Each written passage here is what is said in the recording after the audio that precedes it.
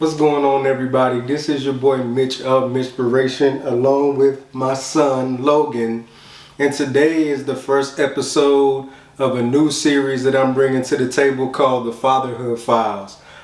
This has been something I've been planning on doing, and it just makes sense right now. Today is actually my son's 6-month birthday, so he's lived half a year. Yes, sir. And so today's episode is just going to be about just the things I've learned and experienced since his birth. So, fatherhood is something that I've always had aspirations for. The top 2 things on my list for life were to become a husband and a father. So as many of you know who have seen my wedding recap, me and my wife got married New Year's Day 2022.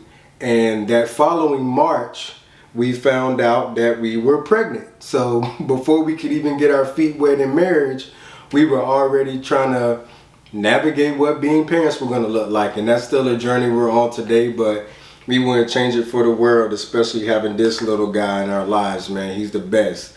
And I figured what better place to do this video series, or at least to start out in my son's nursery.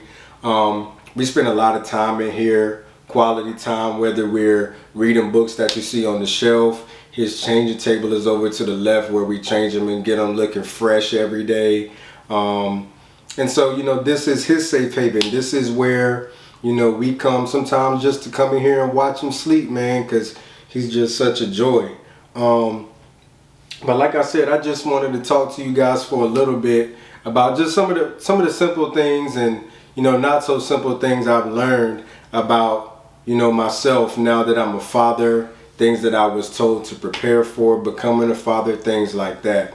I think the first thing that I'll talk about, my dad always told me, once you find the person you're willing to put yourself last for, then that's the person that you're going to spend the rest of your life with, which is Logan's mom, Special. She went through a very interesting journey to get him here, and I will talk about that in a later video. But he is a product of us. And so there's not a day that goes by where I wouldn't lay my life on the line or give my last in order for my son to be good. And so that's the first thing, man. Just being able to say I genuinely would give my last for this kid, man. Secondly, rest, right? So a lot of people say, oh, once you have a baby, you're not going to get a lot of sleep. So for me, that wasn't the case. Like, I was getting sleep, but I wasn't resting well. As you know, once you have a kid, they are on a schedule where they have to get diaper changes every such amount of time. They got to get fed after every so amount of hours. So I was catching naps in between. I was trying to do what I could do. But yes, man, you had me not resting. I was sheeping. Daddy was sheeping, but he wasn't resting. So one thing I'll say to soon-to-be fathers, every baby's different. So for me, I've always been like a night owl, stay up late at night. So for me, like being up with him at night was never a thing. But if you're not one, start becoming one, because depending on what kind of baby you have, you may be up late at night. Some babies come from the hospital and they sleep and it's all good. Some babies are like Logan and he'll sleep until he poops or pees or needs some milk, and when he yells and screams, he yells and screams. My boy got pipes, all right?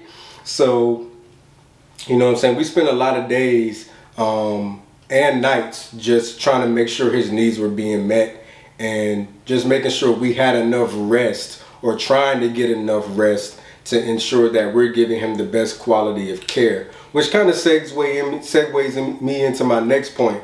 My son has made me a morning person. So I do not like getting up early. Like, I do it for work because it's a job and you got to be to work on time and all this and that. But I do not like getting up early. If I had my way, my day would start about 10 o'clock every day, because that's when my body fully wakes up from head to toe. So having this kid, come in the morning, he's doing better at sleeping in his crib now. For a long time, we co-slept, which means that he slept in the bed with me and my wife. Then we trained him in the bassinet, and then he started taking to his crib maybe about a month ago. So now he'll sleep in his crib a good amount of time. And then after that time is up, he'll wake up between like 3 and like 5 a.m. and he'll want milk because he's usually hungry. He needs a diaper change. And then after that, he thinks it's turn up time. So we'll put him in the bed with us.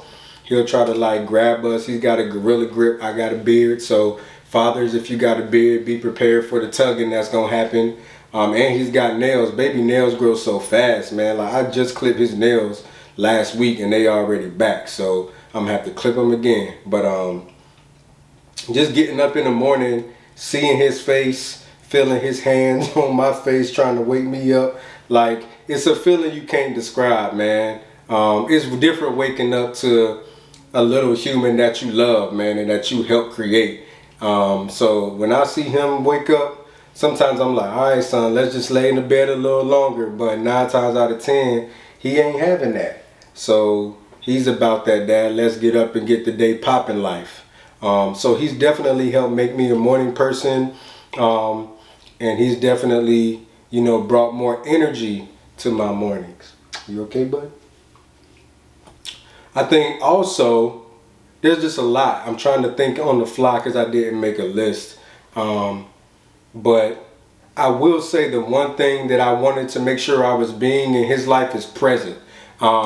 My dad was present in my life. I come from a 2-parent household. I wanted to create that same foundation for my son. And so being present, not just physically present, but engaged in everything. Like, it's to the point, like, I never wanted to be one of them dads that just provided the sperm and let the mom do everything else, because it's already enough weight for them to carrying the baby for the 9 months or the 40 weeks. And then, you know what I'm saying, having to do all the activities of recuperating. And my wife had a C-section, so that was extra work on her, and she couldn't move around like she wanted to. So that meant that I had to step up, which was no problem with me because I've always wanted this. And so I'm present in all aspects. I'm talking physically, mentally, emotionally, spiritually. I've always just wanted to be in the right place and be present for my son. And it's to the point like where I want to do everything all the time, and it annoys my wife because she's like, babe, can I please have some time with our kid? Can I please change his diaper? Can I please do this? Can I please do that? And I'm like, you know what, babe, you're right. But that's just my heart, man. Ain't nobody gonna ever be able to say that Mitch never did his job as a dad when it all comes down to it, or wasn't doing his job as a dad throughout this process. Because I'm gonna be there for you. Ain't that right, bud? Ain't that right? Yes. Yes. So being present is important. I mean, I'll say this, like, to guys who aren't present for their kids, it ain't no respect for me. You know what I'm saying? And my thing is, like, you enjoy the pleasure and the satisfaction of what makes a baby, but once that possibility of that child becomes a reality, you just want to neglect it and walk away from it. Like, to me, that's not being a man. And I know manhood is a very controversial subject these days. Everybody got their own definition of what a man is. But as for me, in my house, this man is my responsibility, even more so because he's a boy. So there's more pressure on me to just be accountable, make sure I'm being a good role model for him, even when it comes to how I treat his mom, how I'm respecting other women in general. There's going to be a lot that I'm going to be accountable for, whether I know it or not know it so much right now. But the things that I do know that I'm accountable for, I have to be present, and he's going to see that happen. But I also think, like, in the bigger sense, of course, many people know, and I'm not ashamed to say it, I am a Christian. I'm a believer in Jesus Christ. I believe that he was born of a virgin, was on this earth performing miracles to show the world who he was, that he died on the cross for my sins, and that he rose up out of that tomb to give us an opportunity to receive salvation. And a lot of what a father looks like for their child is a reflection of how God loves us. And it's interesting because I feel like I'm really living John 3:16 right now. Like, this is all I got. This is my only begotten son. I don't have any more kids. This is my first. And so one of the main parts of that scripture that really sticks out to me is that It says, for God so loved the world that he gave. And so that gave is just the highest form of love to me. And so now that I have my only begotten son, it's my responsibility to give.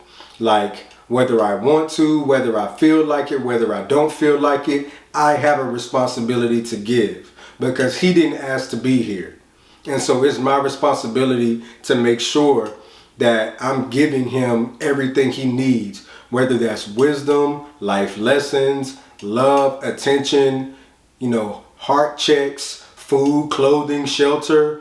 I have to give. That's my responsibility as a father, is to give. And so that's something I keep in mind every single day. And I'm constantly asking myself, and I would even encourage other fathers to ask themselves, like, what are you actually giving your kids? Whether you have one kid or numerous children, like, what are you giving? Regardless of whether you live in the same house with your children's mom or not. Like, what are you authentically giving your kids? What are the tangible things that you're giving? What are the not so tangible things that you're giving that they can still hold on to as life progresses for them? Because one day you're not going to be here. And I pray that we all are able to be here long enough to see us have grandkids and things like that. But realistically speaking, we're supposed to pass on before our kids do. So, there are occasions where parents outlive their kids, but in the safety of saying and speaking into existence that we're going to live to see our kids grow up, what are you going to give them? What's that impact? And I think love has to be the number one thing. And that's regardless of, whatever. Like, love is the ultimate form of giving. And so I'll be honest, I kiss my son's cheeks. I love on my son. I cuddle with my son all the time because he's at that stage where he needs that. You know what I'm saying? He desires that attention. So, people see me all the time. I'm holding him. I'm kissing his cheeks. I'm doing everything I want because he's my kid. And as I get older, I'm pretty sure our love will mature and change.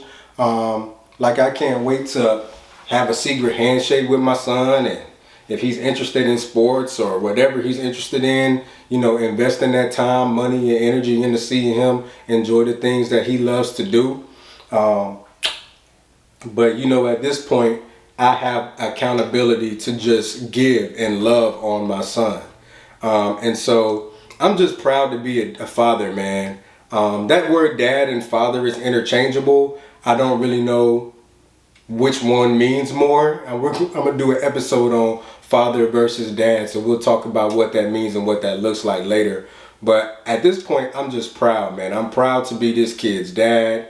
I'm proud that, I had a part in creating something so special, with his mom, and that this is my first, look at legacy. So I'm accountable now to just make sure my future is bright, so that I can make sure his future is brighter. Like, I want him to be doing things in his teen years and his 20s that I wasn't doing. It's his responsibility to be better than me.